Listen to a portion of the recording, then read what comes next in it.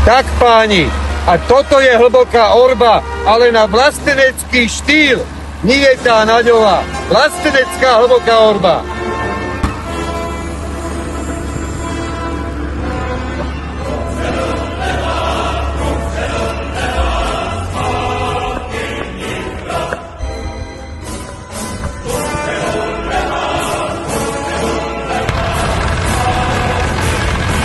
A ide sa na to!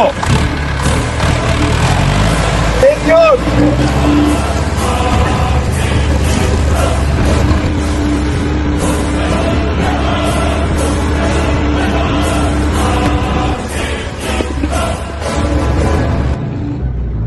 Tak, tuto to máte.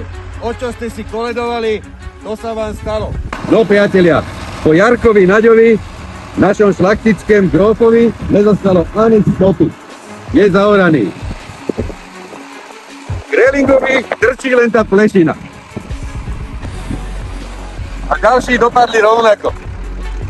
Hegerovi už len uši tuším trčia. Ale pozor, pozor. Jediný, čo to vydržal, bol Hlina. Hlina je na hline. Je to možné, aby takíto boli nesmrteľní? No nič. Prvýkrát ti nepomohlo. Nedal si povedať, chlapče, druhý pokus. Si hotový.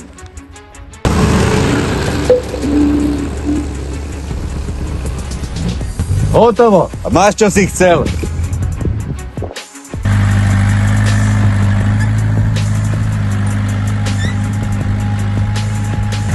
Milí priatelia, takto sa ruší politická moc.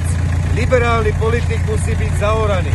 A o tomto bola hlboká orba, vlastenecká hlboká orba pred voľbami 2023. Tento systém je zle nastavený a od toho sa odvíja všetko.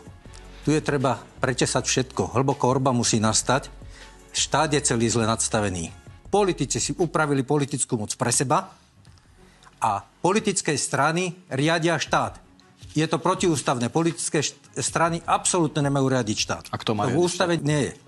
Nominanti politických strán sú na všetky alebo vo všetkých inštitúciách štátu. Tak, a tuto je problém. Všetko, čo je spolitizované, je tam krádež. Politici odchádzajú z politiky, milionári alebo miliardári.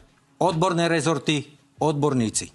Politici majú vytvárať podmienky pre občanov a pre štát, pre národoštátne záujmy, pre nič iné. Moc, my musíme odovzdať občanov, aby mal aj občan práva kontroly moci. Každý jeden zvolený zástupca musí byť kontrolovateľný alebo aj stíhateľný. Pokiaľ toto nedosiahneme, nebude tu spravodlivosť a občan bude len štatista. Kto prevezme nomináciu, tak musí nesť aj zodpovednosť, aby sme sa rozumeli. Kto prevezme dôveru, musí nesť aj zodpovednosť.